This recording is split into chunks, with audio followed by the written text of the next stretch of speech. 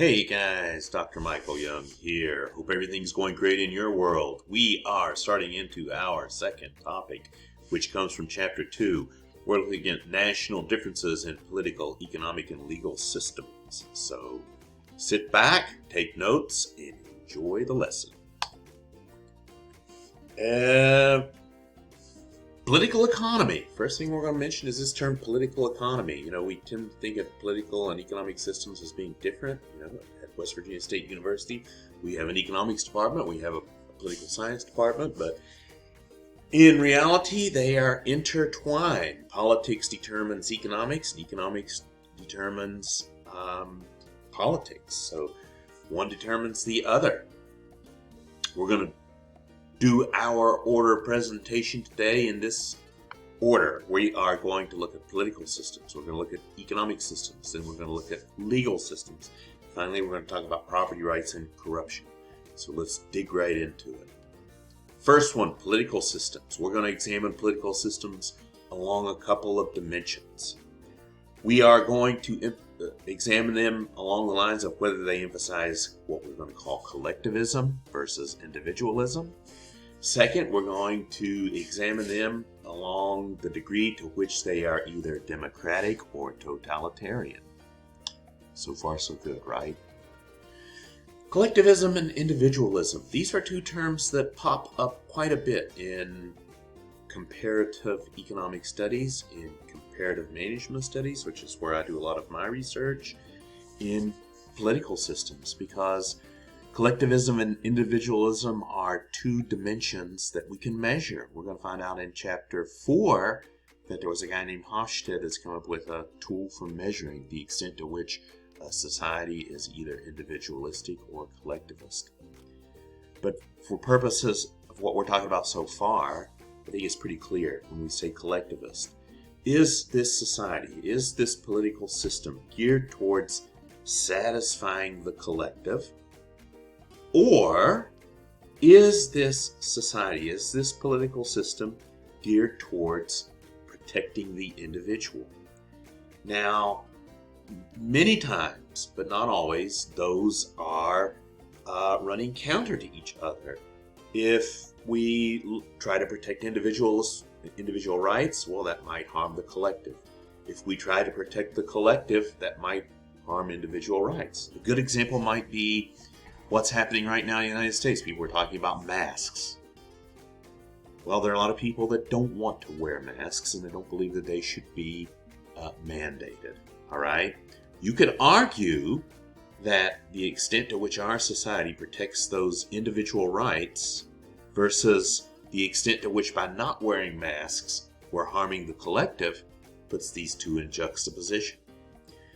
As you might have guessed, the United States is one of the most individualistic countries in the world. That's an empirical fact. There have been measures of individualism done lots of times, and the United States always scores very high on that particular dimension of culture. And so this is also reflected in the political system and the economic system. Next thing we're going to look at is democracy versus totalitarianism. That's a tough one. Try to say that quickly 3 times. Totalitarianism. Democracy. This is where people actually have a say. It's inclusive. Government is at least to some extent determined by the people that are governed.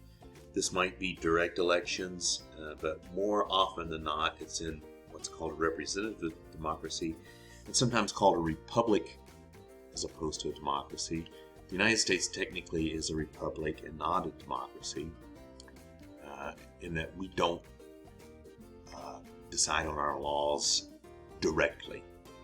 Instead, we vote for people, our representatives, who therefore have the power to then make the laws and the rules and enforce the rules and so forth.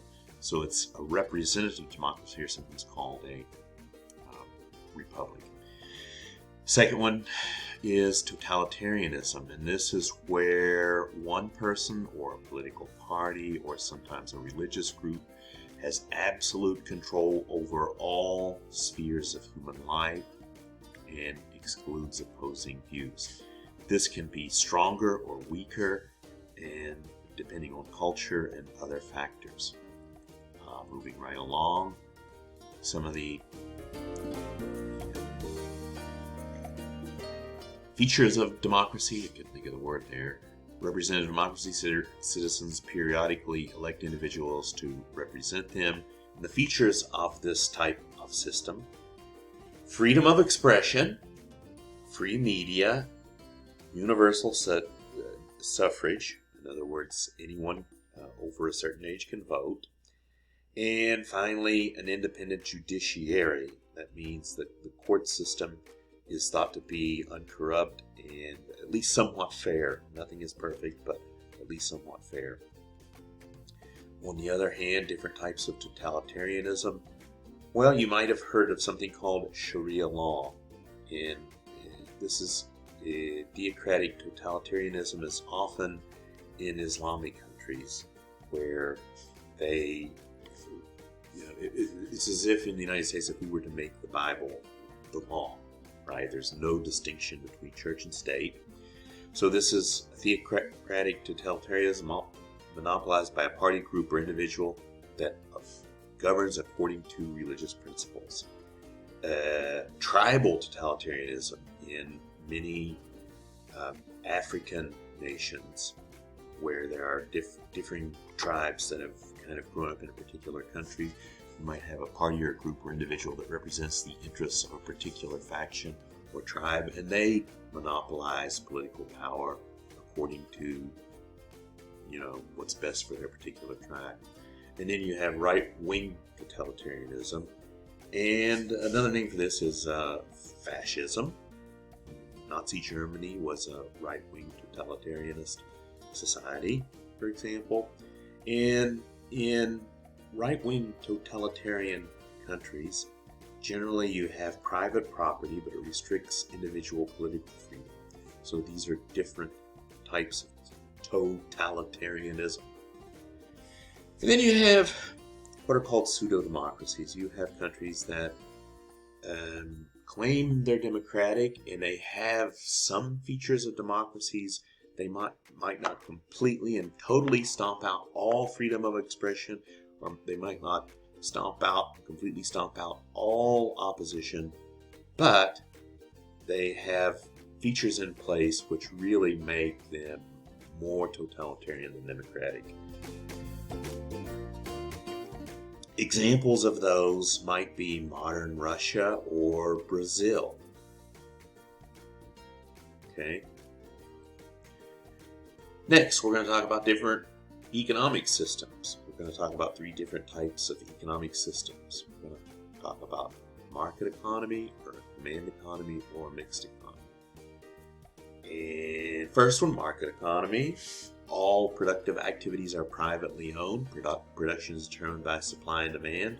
Market is used to create incentives for people to work. People are given the fruits of their labor, and resources are allocated depending on where they're needed the most, determined by the market. The government plays a role of sort of a policeman or a referee, encouraging vigorous, free and fair competition.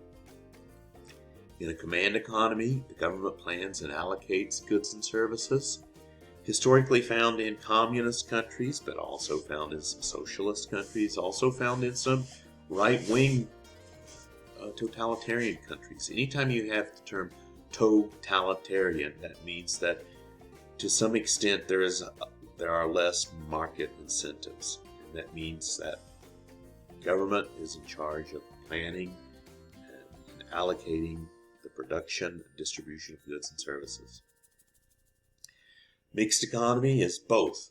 Some sectors are privately owned, some are government owned. The government may aid troubled firms whose operations are vital to national interests. For example, during the financial crisis of 2008, the U.S. government stepped in and bailed out some major American corporations. They helped Citigroup. They bought a lot of shares of General Motors. So yeah, most economies are some mixed economy. Even so-called communist countries like the People's Republic of China have at least some market incentives in allocating resources.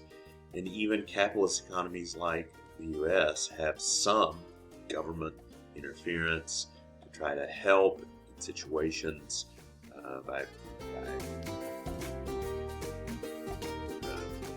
buying some companies or maybe regulating certain types of resources. Federal Reserve sets interest rates, etc., etc.